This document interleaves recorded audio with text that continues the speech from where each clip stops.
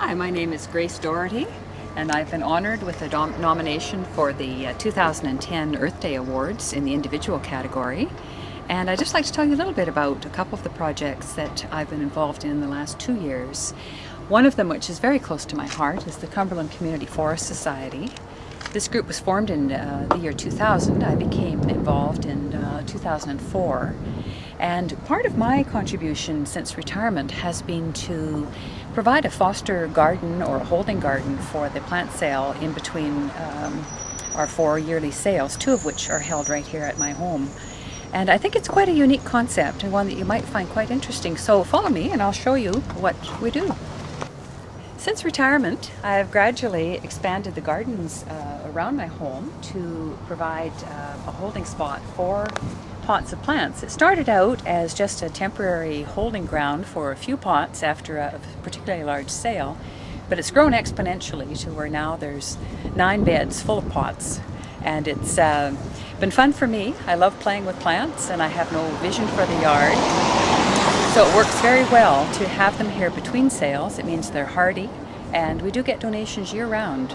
People are so generous that the pots are donated, the soil is donated, composters are donated, tables, everything that we need. So we have virtually no overhead, and all of the proceeds of these plant sales go towards purchases of now 156 acres of forest and wetland around Cumberland. And they say because we have no overhead, every cent goes to the forest, and the community, both in Cumberland and the larger Comox Valley, have been very generous and very supportive of this. So I'll show you some of the beds.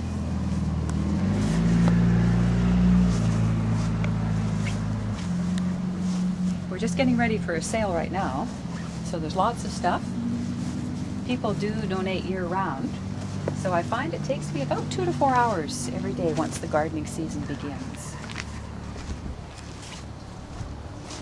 And here you can see some of the other potted plants ready for the next sale.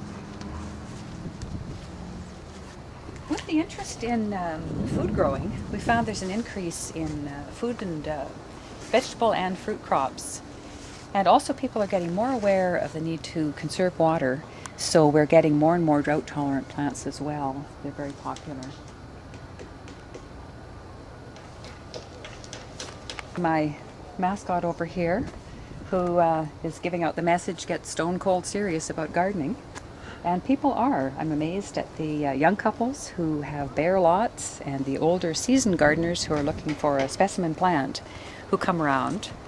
And even through the year, it's a really good opportunity to raise people's awareness of food growing in their own yards, of options to lawns, and then the larger sense too of trails around the community, things they can do outside in the environment. And it also is a very good chance to generate more volunteers. And I think as a volunteer you don't do anything alone, and I think part of your responsibility too is to groom your successors and to attract young people who will pick up the torch once you're no longer able to. And that's something I feel very strongly about, is in trying to include others as much as possible, particularly young people. This shot shows how extensive this project has become, and probably represents close to 200 donors of plants, pots, manure, dirt, everything that's required to keep these plants alive. Even Venetian blinds cut down to make the plant stakes. So there's a great deal of community involvement in this. The greenhouse was also donated, and it allows us to give things a bit of a head start. So we have a few things in there that gives us some bloom and some of the more tender plants for our early plant sale.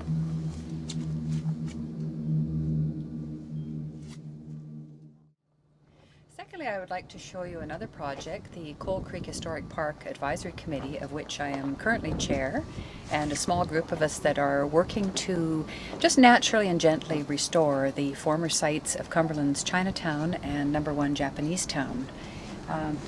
The scythe reminds me, because there's no power down there, so it's a very good way of keeping the grass down.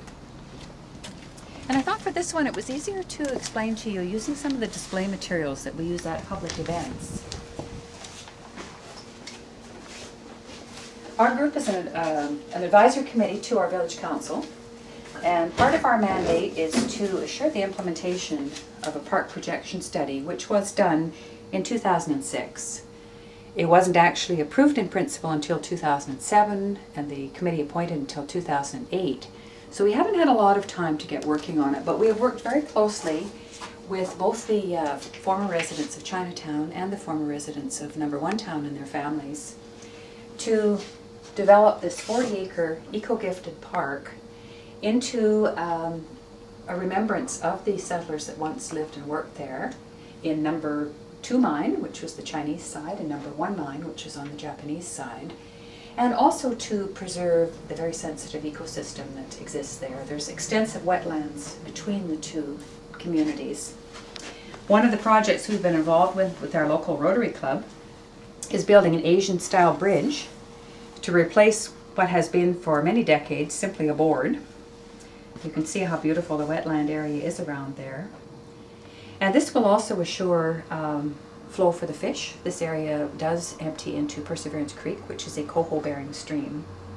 It also is the home, this wetland, of a lot of wildfowl life and red-legged frogs. In addition to that, we're hoping to also, through Rotary, fund a traditional Tory welcoming gate to the Japanese town.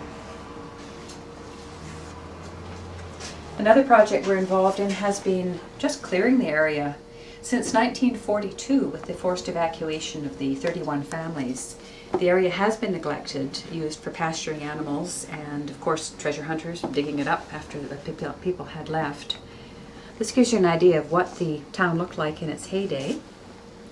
And this gives you an idea of the amount of invasive broom. This is one of 3 piles, the amount of invasive broom that we have cleared from that area already.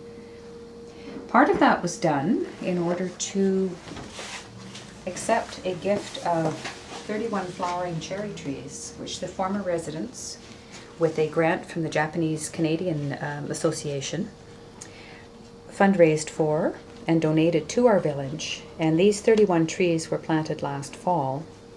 This May there'll be a second ceremony with installation of a bronze plaque to explain the significance of the trees and also recognize the people that lived in this town until 1942.